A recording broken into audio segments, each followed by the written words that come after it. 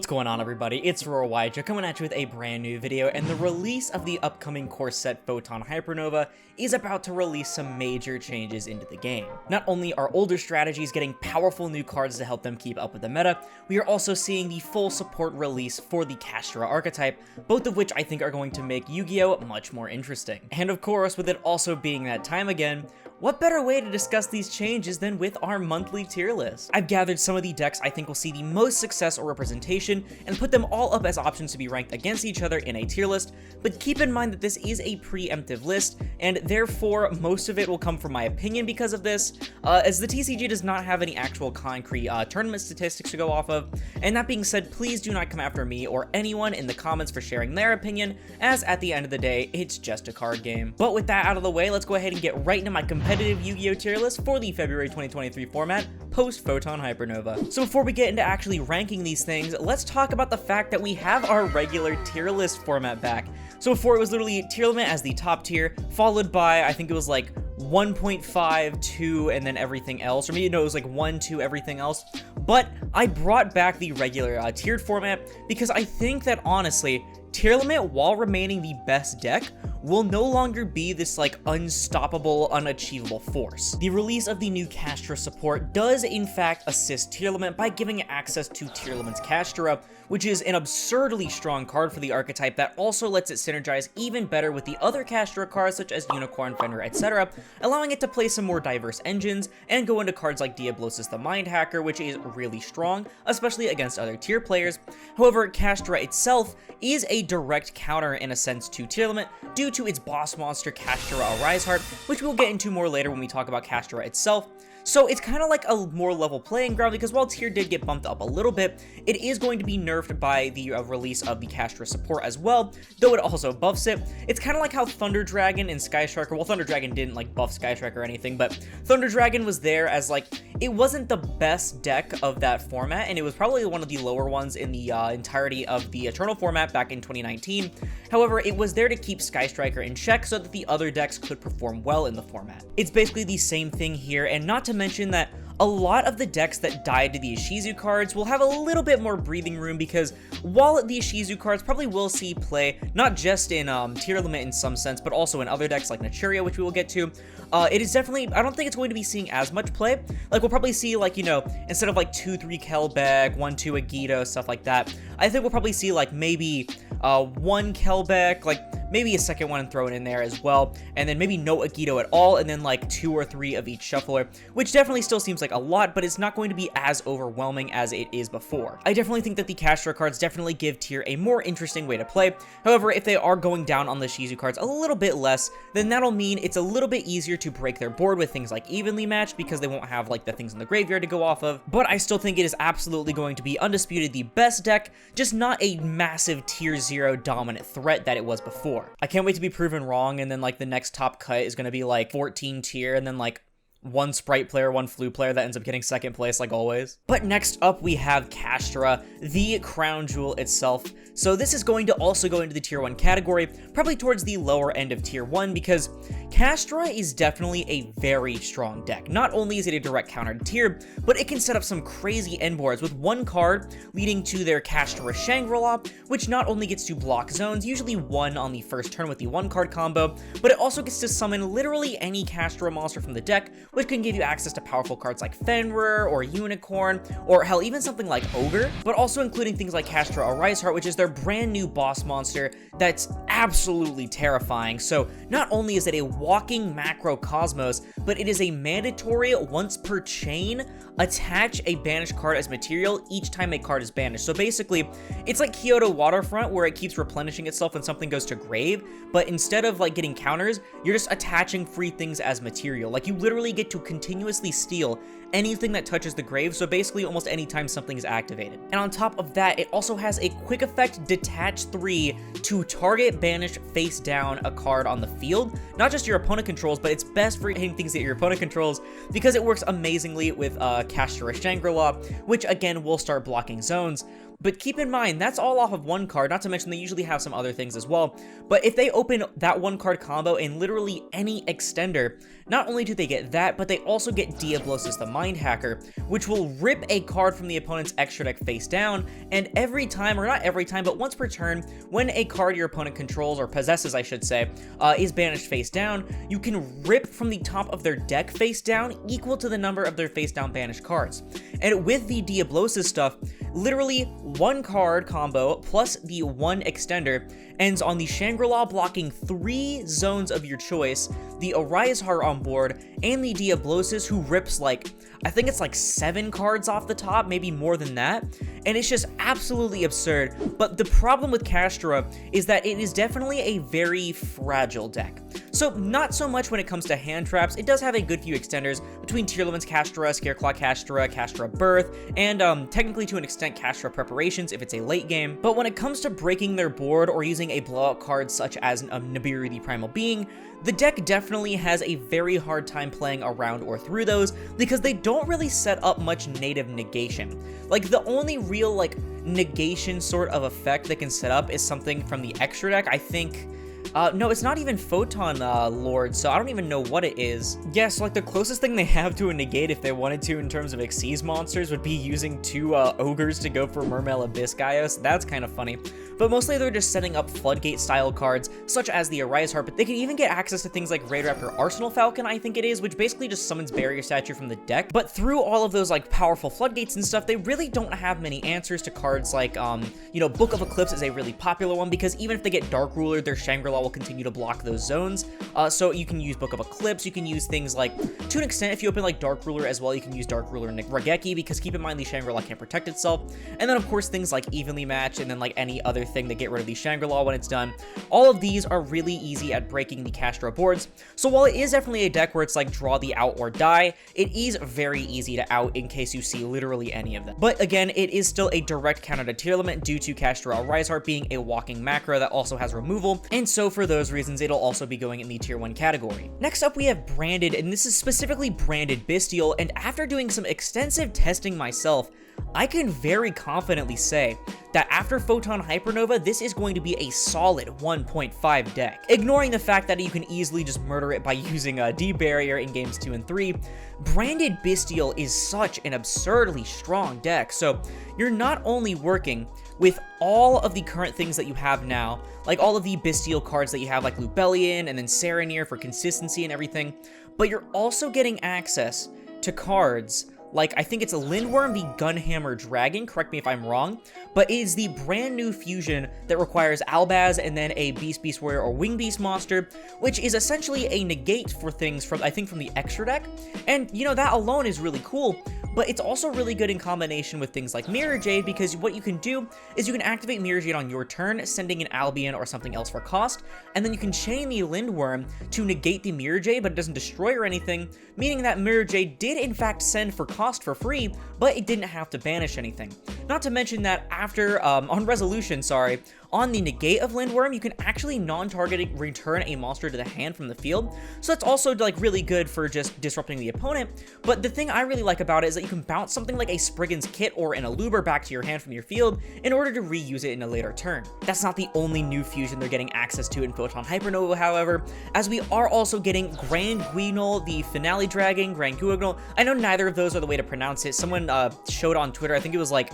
Gran something, I don't know, but I was going to call it like Grand Guignol. But Grand Guignol says it requires Cartesia and a lighter dark monster, a very easy summoning requirement because Cartesia is so heavily searchable, but it's so good because on Fusion Summon you can send a level 6 or higher light or dark monster from your main or extra deck to the graveyard. There is no restriction, it doesn't have to mention Albaz, it doesn't have to be a dragon, can literally be any of them, though usually you are sending an Albion from the extra deck, or you can even send a Bystial Lubellion from your main deck in order to access your Bystial plays if you haven't been able to already. It's not even the only thing that Grand Guignol does, because if it's in the grave and your opponent special summons a monster by an activated monster effect, you can literally banish it from grave to summon a Dogmatica monster from deck, which isn't as important, but more importantly, you can special a Despia from your extra deck, which I've seen mostly be used to summon Despian Queritus, but I think honestly summoning Despian Priskenian if the Ishizu cards do die down is going to be absolutely massive, because it literally can just slurp something from your opponent's grave. These two cards are really the only notable ones I believe that are coming out of Hypernova, but honestly, both of them alone allow the deck to continue comboing way further than like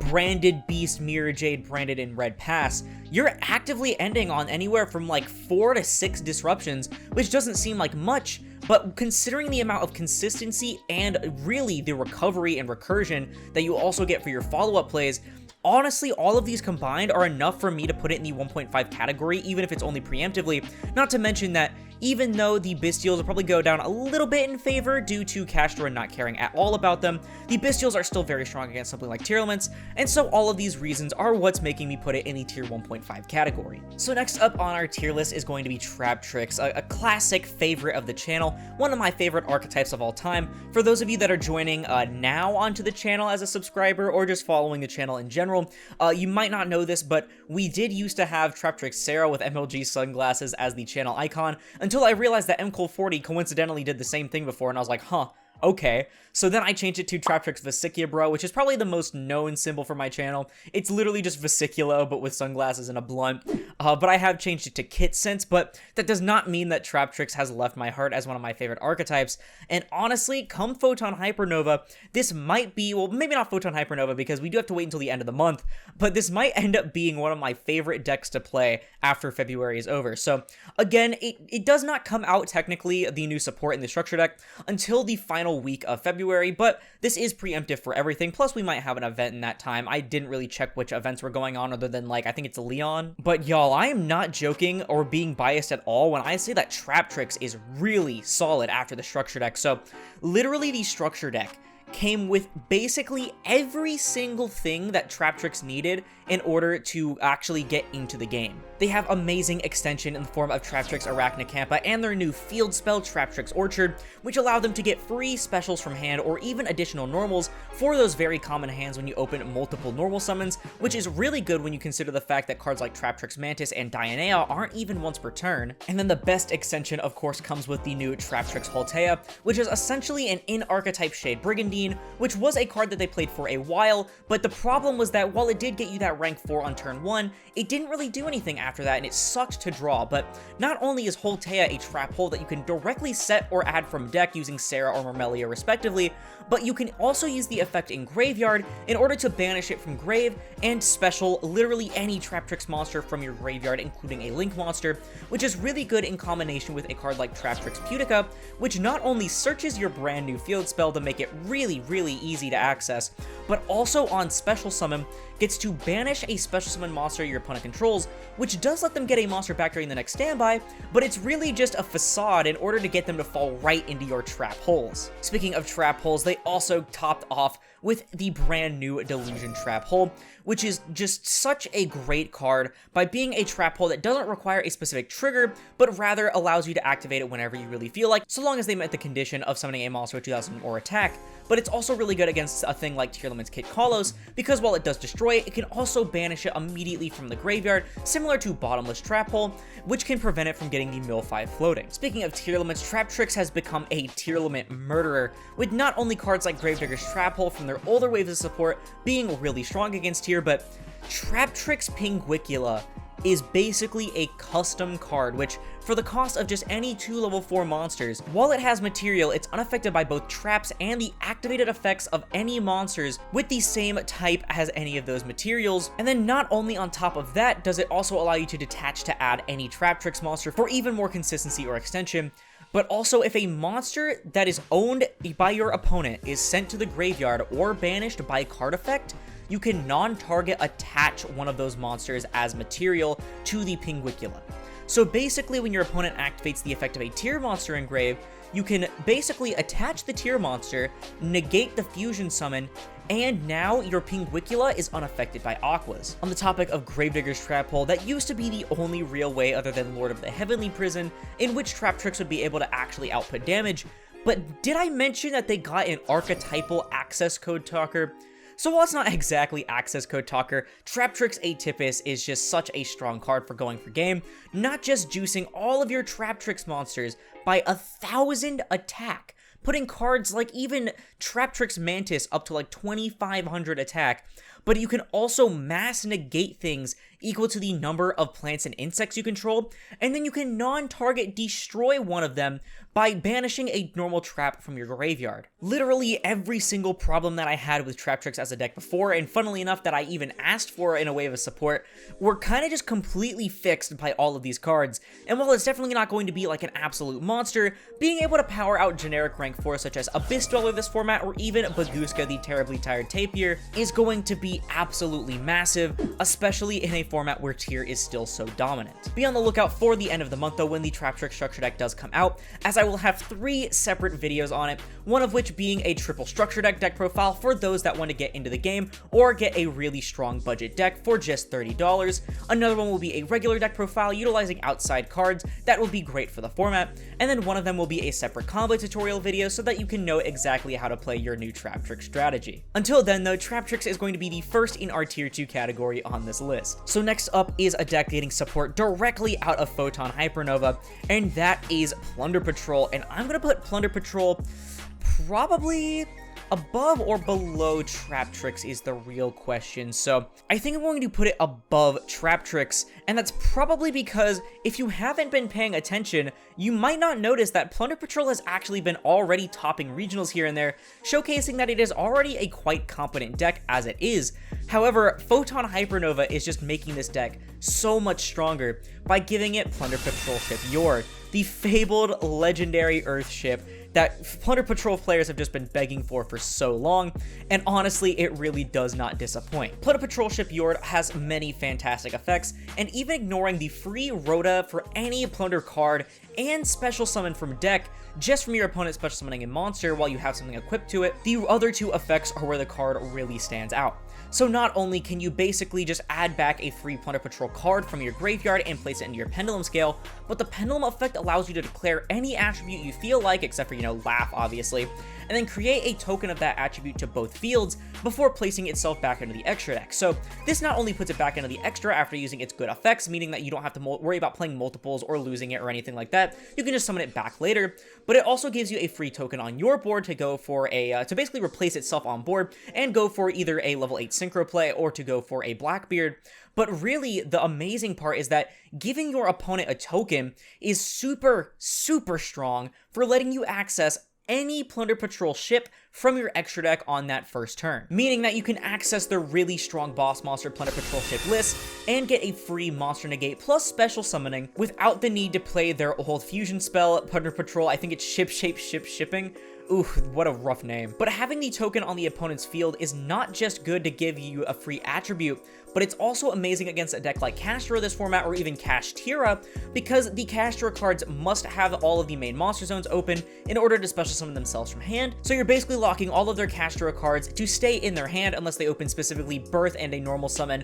or one of the extenders, and basically that could potentially prevent them from playing the game entirely. So currently Plunder Patrol is seeing the most success by utilizing the Adventure engine, which gives them a free Omni Negate as they do not actually have to use the normal summon effect of their monster on that turn, while also being able to use Fateful Adventure to dump their Plunder Patrol cards in from their hand into the graveyard and trigger their effects such as Whitebeard. However, my personal favorite engine to utilize with it is definitely the Punk engine, because the Punk engine not only does the same thing as the Fateful Adventure, allowing you to use the Foxy tune in order to send your Plunder Patrols from your hand to the graveyard, but it also has really easy access to generic level 8 synchros. And what happens to be a generic level 8 synchro, you ask? I'm definitely working my hardest right now to try and get all the Plunder Patrol and Punk cards that I need before Photon Hypernova comes out, so that once I get my hands on a JORD, I can get a deck profile out for y'all, in which I can show you why E-Telly and any Plunder Patrol card is such an amazing opening hand. But until then, it is going to occupy the tier 2 category on this list. So yet another older archetype that is receiving support in Photon Hypernova, this time for the first time in over a decade, that is going to be Gishki. And I'm going to be putting Gishki probably below Plunder, above Traptrix maybe. And this is a really interesting one because Gishki received some absolutely bonkers support coming out of Photon Hypernova. As you can see from the cover art, this is the brand new Eva Gishki Nerimanas, a new level 10 ritual monster with a really awesome set of effects. So not only is she a soft once per turn monster negate and shuffle just by bouncing a ritual into the hand, usually being herself, but on ritual summon she can also special summon any water monster from your grave. This is really good in combination with a card like Gishki Abyss, which is one of their older cards that allows you to basically add any Gishki monster with 0 defense from your deck to your hand, usually being Vision or Shadow. Gishki Abyss is a really strong card, but it's also amazing in combination with the new Gishki Grim, which on summon allows you to basically just special the Abyss for free from your deck, while also allowing himself to be used as the full material for a ritual summon. One thing you may notice about both Grim and Abyss is that their levels just so happen to be 2, and what strategy currently abuses level 2 monsters out of the wazoo right now? Gishki Sprite is probably the most popular and strongest build of Gishki that you can build right now, and is actually seeing some pretty good success over in the OCG, even with Tier still being the dominant deck over there despite all of the gutting that it's experienced, and it's really not hard to see why. See, most, if not almost all but 1 or 2 cards in the Gishki archetype completely lack hard once per turn restrictions. Specifically, Gishki Abyss works amazing with these sprite cards because you can easily use Abyss anywhere from 3 to 4 times a turn off of like Grim, off of your Gigantic, off of your Sprite Elf. All of these different effects that can summon your Abyss either to your field from your deck or back from your graveyard will easily allow you to just abuse the non-once per turn effects over and over and over again. Combine this also with a non-once per turn Rhoda that they're receiving out of Photon Hypernova, and you have a very strong and consistent deck. Not to mention, the Rhoda also allows you to set an Aqua Mirror spell or trap from your deck during the end phase, the most popular one being Aqua Mirror Illusion, which essentially allows you to summon back the Nerimanas directly from your hand after using the effect, allowing you to get 2 negate shuffles for the price of 1. Their final new support card is Gishki ICEMIRROR, which is a very interesting ritual spell because it says you ritual summon a Gishki monster using monsters from your hand or field, or 1 face-up monster your opponent controls. Keep in mind, there is no restriction here, meaning that you can take, say, something like a 4 negate Appaloosa and immediately turn it into your free Big Chungus ritual of choice. Granted, you do lose life points equal to the attack of the monster you ritual summon, which is really rough in combination with a card like Gishki Photo Mirror, meaning that you have to kind of pick and choose which one you want to use because you will be taking a lot of life point damage. But in order to access such strong boss monsters like Nerimanas, I honestly think it's completely worth it. Personally, I am very excited to see what Gishki does over here in the TCG after seeing some success in the OCG, and so I'm going to be putting it in the tier 2 category. Next up on the list we have Dinosaur, and y'all, Dino's still... It's struggling. It's doing its best to put up a fight, but it's really struggling. I'm going to put it at the top of Rogue. It's kind of like the baseline of Rogue deck, and it has been for the longest time. Unfortunately, while it can make cards like Abyss Dweller, it is still really rough only having the 1 Misk, and then combined with the Ishizu cards still kind of being around, it can end up being an absolute nightmare for you as a Dinosaur player. I'm hoping and coping that the new Transcendric archetype coming out in Deck Build Pack Wild Survivors will include a lot of generic Dinosaur support, but until then, I really just feel like going into Tyranno Turbo isn't enough right now, and so it's going to be leading the Rogue category. And next up on our list we have Sword Soul, and honestly, I really want to put Sword Soul on the bottom end of tier 1.5. So Sword Soul was faltering off for a bit there, but has been seeing some more success in regional events, and I believe even on some YCS levels as well, but it's going to get even stronger after Photon Hypernova. So not only are Bestials going to be seeing probably a little bit less play, again because Kastra really does not care about them, and so you kind of need to balance out your decisions for your hand traps, which did really affect Sword Soul a bit due to things like Ashuna and Vishuddha being things that need to stay in the graveyard. But with Kastra being a deck, Sword Soul I think actually has a really strong Kastra matchup, especially if it goes first. Things like Cheng Ying were always a bit of an iffy card to go into going first without something like Sword Soul Blackout, because it was really like unsure if you'd be able to trigger it without relying on your opponent. However, with something like a Rise Heart on board, literally everything is getting banished, meaning that you can easily trigger Cheng Ying, like, not multiple times in a turn because it is a hard once per turn, but multiple times over the course of several turns, which can end up being really strong because it is just such a powerful board breaker. The main thing exciting me about Sword Soul though is that Photon Hypernova is giving us Ice Jade Adrian Gimir, I think it is, or maybe it's Geimer, I don't know, it's something Norse related, but it is a brand new level 10 Ice Jade Synchro coming out that isn't really amazing in Ice Jade. I mean, it's good for Ice Jade, but Ice Jade kind of sucks. but it's amazing for a deck like Sword Soul because it requires water tuners, and guess what attribute the token is,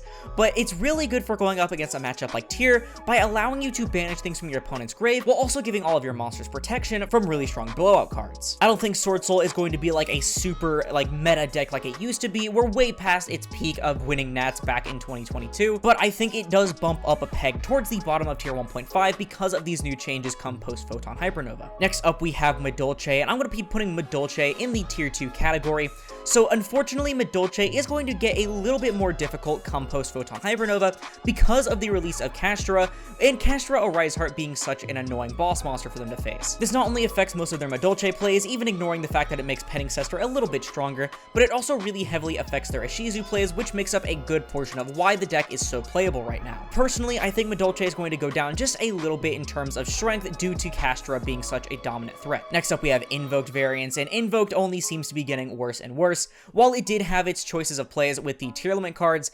between the Bystials and the Ishizus, and now everything getting banished off of the Kshatri-La stuff, it's definitely going to be very rough for an Invoked player this format, and so honestly, I feel like having it in Rogue is a bit of an overstatement. So next up we have Sprite, and Sprite is going to be our third deck in the tier 1 category. It's so nice to see the tier 1 category getting fleshed out like this again, and I'm going to be putting it above Kshatri-La, but below tier limit, because as always, it is not quite at the level of tier limit anymore. However, I do think it is better than Kshatri-La because it has a few more one-card combos than Kshatri-La does, even though Kshatri-La does also have one-card combos, and also the fact that it just has so much variety in toolbox plays it can do. The rank and link to toolbox is only getting stronger and stronger, not to mention that Sprite players are always coming up with some really awesome, unique way to play their deck, between the Runic builds, the Tri-Brigade builds, the pure builds with the Bystials, and then all sorts of different things. And even with the Bystials coming a little bit out of favor, that just means that Sprite players can fit in actual hand traps, which are actually a lot stronger this format due to Kshatri-La. While going up against a Kshatri-La player can be a little bit annoying, because Kshatri-La can rip out some of their toolbox cards using cards like Diablosis, as well as hurt their resource game between both Diablosis and of course the Arise Heart making everything go banished. Sprite is still such a grindy deck that you're going to have a very difficult time trying to out-resource if you don't open a way to stop them, or you can't completely blow out their board. Not to mention that they themselves can even play a card like Dimension Shifter, which, while not the strongest card right now due to 2 of the top 4 decks playing Dimension Shifter themselves, it is as always such a powerful card against tier limit, and honestly, for all of these reasons and many more that I won't go over because it's such a played out tune, I will be putting Sprite in the tier 1 category. Next up we have Drytron, and while I think Drytron's a little bit stronger than Invoked overall, again, Bystials, Ishizus, and now the walking Macrocosmos, all of these are going to make Drytron an absolute pain to try and play. It only seems to be getting worse and worse, good, but you know, poor Drytron players, it's just really not your format. The exact same thing, as always, can be said for Eldritch. Bystials, Ishizu cards, and the Walking Macrocosmos are going to make this very difficult to play. I'll be putting it above Drytron strictly because it can play powerful floodgates such as Skill Drain and other cards, but it definitely falls under the exact same weaknesses as Drytron, maybe a bit more because of the back row removal, but maybe a bit less because it's not as many monsters. So next up on our list we have Fluanderies, and Fluanderies I'm actually going to be putting in tier 1 as well, but I'm going to be putting it below Kshatri-La. So Flu honestly just kind of feels like a budget or like great value brand Kshatri-La now, because the main reason that Flu is good is because of the use of cards like Dimension Shifter and other powerful floodgates like Barrier Statue, and being a very strong anti-meta pick that also likes getting its stuff banished. Well,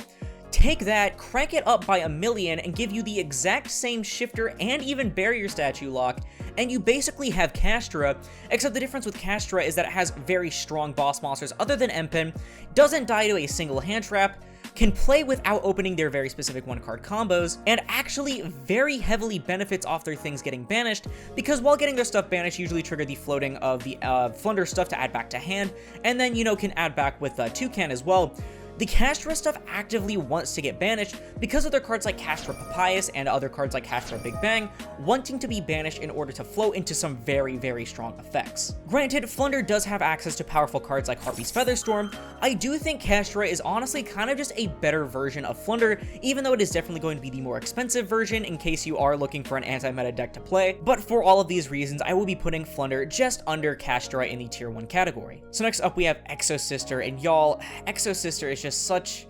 such an deck. I mean, like,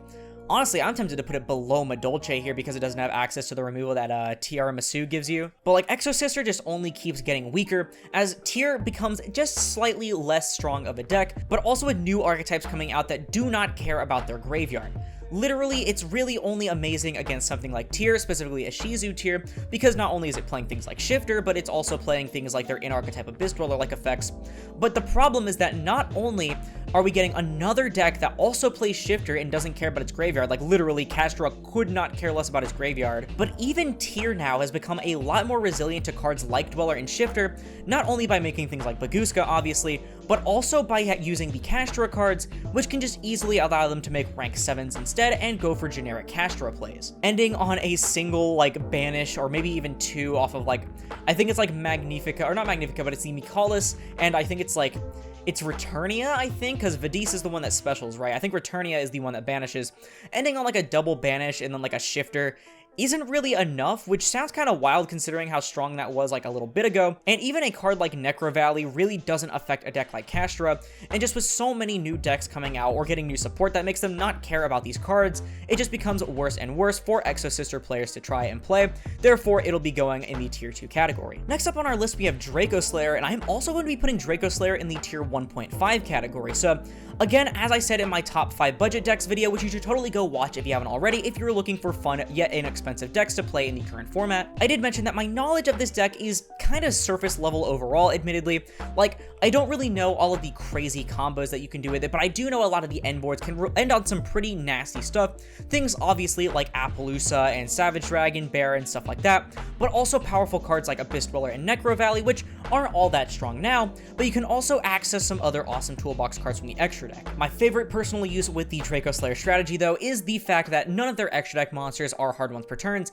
meaning that you can heavily abuse cards like World Sea Dragon Zealantis, which I think I always bring up every time I talk about Draco Slayer, but it's one of the coolest interactions in the deck. But you can literally wipe the entire board and summon back your non-once per turn monsters, but the cool thing is that it also helps you wipe the opponent's board in case you're locked under anything, because you aren't able to summon back those things if they do not fall under your lock. But also during the battle phase, if you keep the Zealantis on board, it does act as some free popping during the battle phase, which can sort of act like a discount access code. It's actually already seeing some tops here and there, despite having a bit of a slow start compared to some of the other decks in the tier 1.5 category this format, but I think it is really cool that slowly over time it is building up as a really strong 1.5 deck, and considering no one's currently on anti-spell, I think it'll only continue to get stronger as less people have answers for it. So next up on our list we have Virtual World, and Virtual World,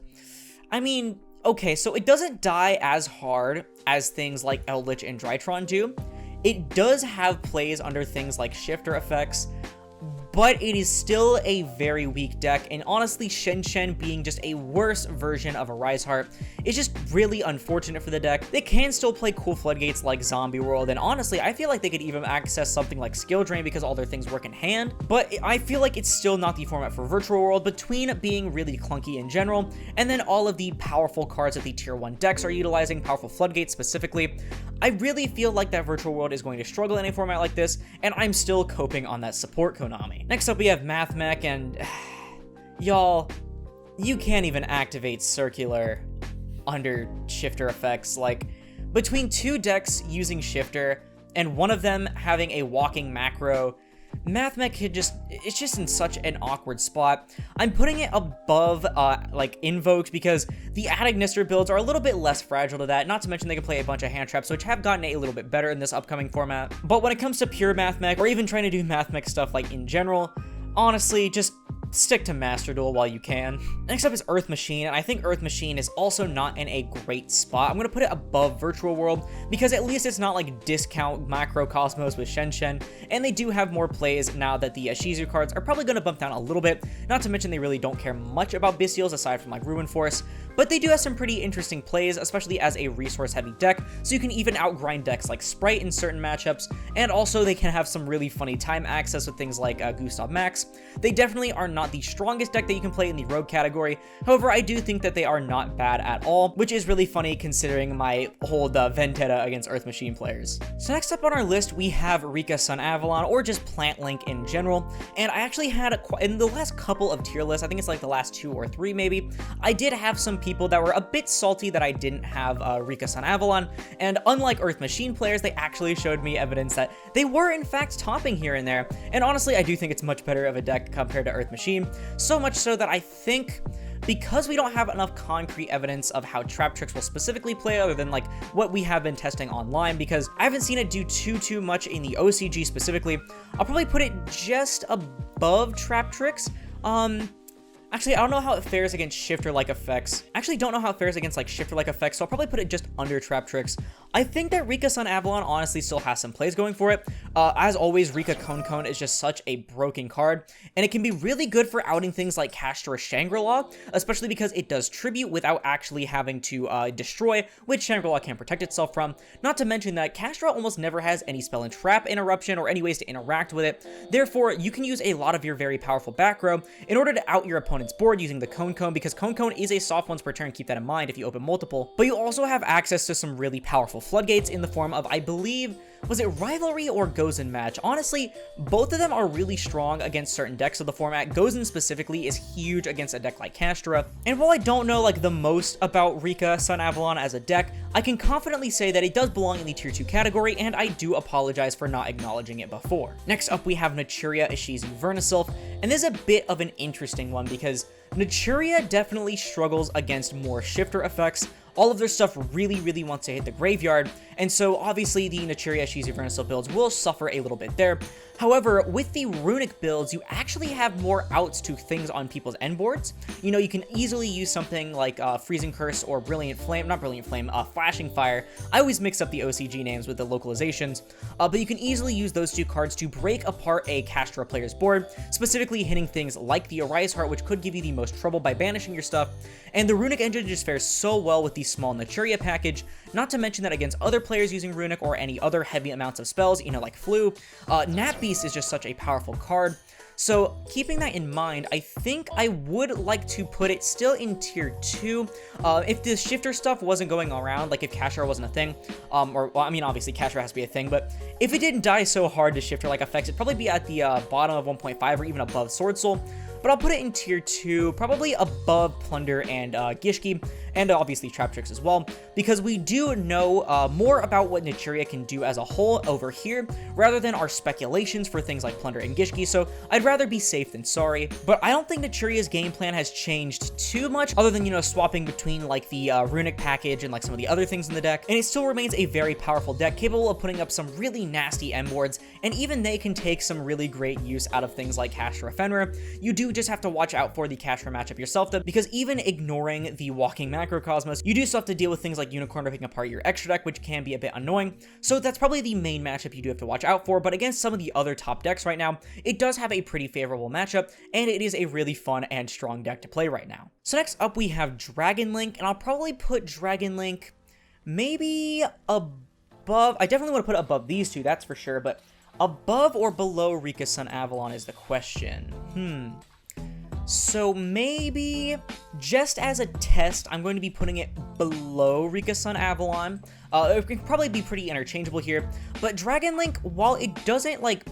I mean, it really kind of cares about, like, the dimensional shifters and, like, you know, the macro effects. The cool thing about Dragon Link is that we are getting Bestial Baldrake and Photon Hypernova, which, such a strong card right there. Absolutely broken, honestly, in my opinion, and that is another thing for them to search off of their Magnamuts, and honestly, as one of like the two decks that will definitely still be keeping up the very heavy Bestial lineups, being a and branded Bestial, they can definitely have a very solid tier matchup, or even against any other things using very heavy light and dark counts. Not to mention, if the Ishizu cards do see a little bit less favor, then it will be a little bit better for them if they can avoid these shifter-like effects. I don't remember if Photon Hypernova is giving them much of anything else. We might be getting the Chaos cards in there. I think it's the Chaos cards. I think we are getting things like the Chaos Mirage Dragon, I think it is, so I think one or two of those cards are also good in Dragon Link. Let me know in the comments below. I don't remember much of those. It was kind of like a random night that I reviewed those, but until we start seeing exactly what it can do, I think I'm going to, like, cautiously put it in the tier 2 category, though it could definitely shoot up above the rest here in the tier 2 category with ease. Next up, we have Sky Striker, and Sky Striker is also not in an amazing spot.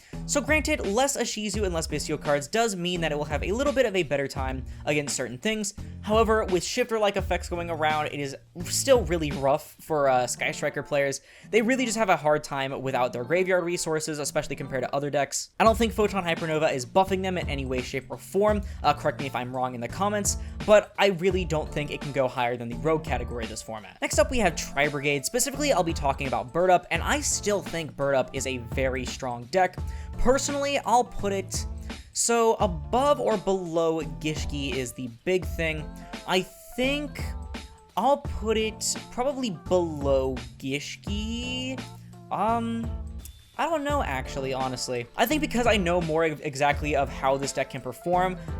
but, like, actually, compared to the representation, not many people are repping Bird Up is the problem, despite it being a very good deck. So I will be putting it below Gishki, above Traptrix and all the others in the Tier 2 category, but Bird Up is still, honestly, a very insane deck overall. Of course, it's really good against things like Barrier Statue, so that makes the Flu matchup a very, like, easy sweep there. Things like Ensemble Robbing completely pummel Sprite players by continuously bouncing all of their level 2s back to their hand. You can make powerful floodgates like Herald of the Arclight against a deck like Tier Limit, as well as having searchable DD Crows. And then, of course, even though Diablosis is definitely a huge threat in the matchup, against something like Kshatri-La, even with 3 of your zones blocked and under a walking Macrocosmos, you can just easily make a Zeus, which can completely wipe the board, and considering that Kshatri-La has no real recovery after that outside of, like, preparation, you can just immediately go for the throat with your own combo in the main phase too. Of course, each of these matchups does provide a weakness for the deck. I won't be going over them in like specifics. However, if you do want to hear me talk about Bird Up, I do have a feature-length, 2-hour breakdown